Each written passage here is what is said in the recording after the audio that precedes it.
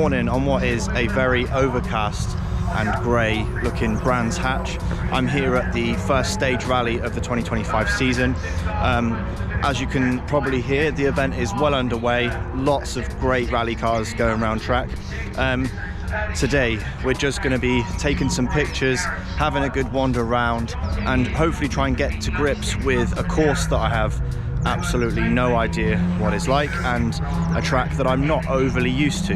Today is going to be another vlog style video where we're just going to take a bit of a wander around Brands Hatch, take a load of photos and see what we get at the end of the day. I hope you enjoy the video and I'll chat to you later.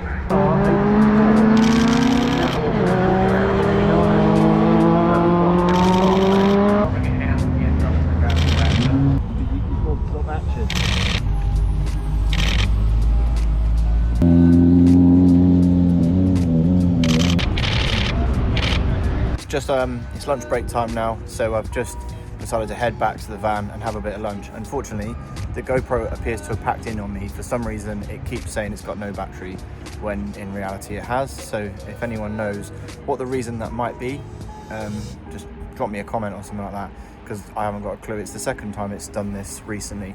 Yeah, so we're just back on the old school iPhone. So far so good of this event. It's been a quality event. There's some brilliant cars ranging from your more modern sort of rally cars right through to some old Escorts, VW, stuff like that. It's a brilliant day. I'm having a good time, taking some good photos that I'm really happy with, trying out some different techniques, a bit different to the usual slow shutter speeds that I go for. I'm just trying to mix it up a little bit more today, and also just been chatting to a few people in the paddock as well. In terms of the actual course and what they've got on today, mostly the areas that are actually accessible to the photographers is around Druids and Paddock Hill Bend. So these are where I'm getting the majority of my shots, both on the inside and the outside of the track, of course. There's a big kind of section in the middle of the track that's where all the pit lane stuff, but it's completely closed off, so you can't actually access it. Lots of little windy bits in and outs, some chicanes, and probably what would make some quite cool photos, unfortunately completely inaccessible. Whilst we're here, why don't I show you around the kit bag that I've got with me today. Hopefully I'll make sure I video it so you can't see the absolute abomination of a mess at the back of this van.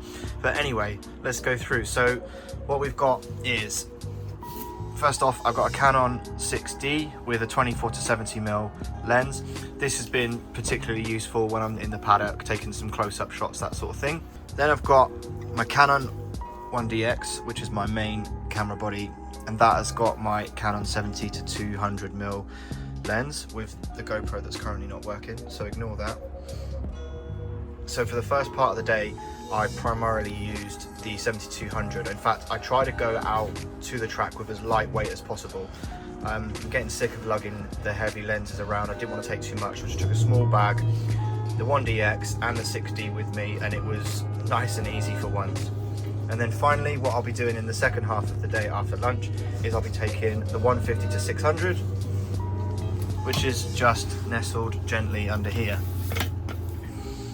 Essentially what I figured would be a good idea to do is to go and check the track out first, taking the 70-200, going nice and lightweight instead, and then figuring out whether or not it was actually worth bringing the 150-600 out.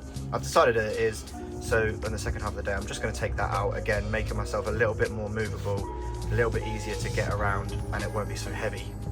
The bag I use is a Niwa bag. I don't really know what it's called, but I'll put a link in the bottom so you can see which one it is. It's absolutely perfect. It's a wheelie case, so it's nice and maneuverable. It's got a couple of storage compartments for my batteries and SD cards. It's got a laptop thing, which I do not need today. And then yeah, I've got nice compartments that still fits the 600, fits a couple of cameras in there. It's absolutely solid, cannot go wrong, and I think it's about £140. Managed to find myself a decent spot for the next part of the racing. So today, for a lot of the stages, Brands Hatch is actually flipped round. So where access you probably couldn't get over the fences because of the safety element of it, this week there's some spots that you can actually reach, which is pretty good.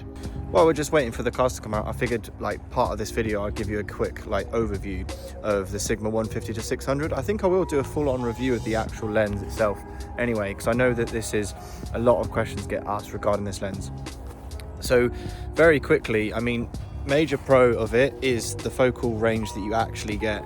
It's 150mm to 600mm, and if you pair that with like a crop sensor camera, you're getting a hell of a lot for your money. Second thing that I think is pretty good is the image quality is actually decent. The updated Sigma lenses, like the sport lenses, the art lenses, are actually pretty good. Whilst they're not like your white Canon lens or your Sony lens, I'd say as a lower cost sort of option, highly recommended. However, big con of it is the weight of it. It is an absolute unit of a lens. I think it weighs about 2 kilos, and yeah, on a long day you definitely feel it. Always needs a monopod with it, unfortunately, on this one. But I think this one I got for about £900, so I mean, maybe you can get them for 800 now ultimately, and I think that's pretty good considering what you get. So this is the part where we take a look at the edits. For this particular event, I really wanted to come away from this weekend having a solid variation of some different shots. Not my normal low shutter speed, lots of blur. I wanted to come away from it having some decent portfolio entries that kind of display the different things that I could do as a photographer. I also wanted to take advantage of the incredible paddock access we had at this weekend by capturing some of the brilliant rally cars had on display. You'll notice that I did take quite a lot of interest in some of the Peugeots, having previously owned a Peugeot 106 myself. Gosh, I miss that car. In the paddock, this also gave me a great chance to chat to some of the drivers, just doing that bit of networking that we've previously spoken about. Funnily enough, despite all the different parts of the track, the best area I would say for photography was when the cars were actually moving onto the stage and off the stage. As you can see, the foresty looking areas of Brands Hatch made for quite a lovely backdrop. The variation of the colours and the greens and the browns really complemented the wintry vibes that we had. Now, I was apprehensive going into the event where it was quite grey, and usually grey kind of flattens out, but thanks to Brands Hatch being the way it is, it really helped. My favourite photo of the weekend was this of the MG ZR at the end. I wanted to try and utilise some negative space elements to my photography, and in the edit, trying to emphasise not only the car, but the sky coming through the gaps in the trees as well. I'm going to try and make it a bit of a humble brag here. I genuinely came away from this event really thinking that I'd improved a lot with my photography. I found myself thinking about the shot a lot more, thinking about the composition, not just on trying to capture the blur and the immense speed of the cars. It was great to get back out at another stage rally, my second one ever, but it certainly won't be my last after this event. Next up on the calendar, I've actually got my first proper rally event, which is part of the British Rally Championship. Again, we'll be having another vlog. In the meantime though, thank you so much for watching this video. I hope you've enjoyed it. I look forward to seeing you again.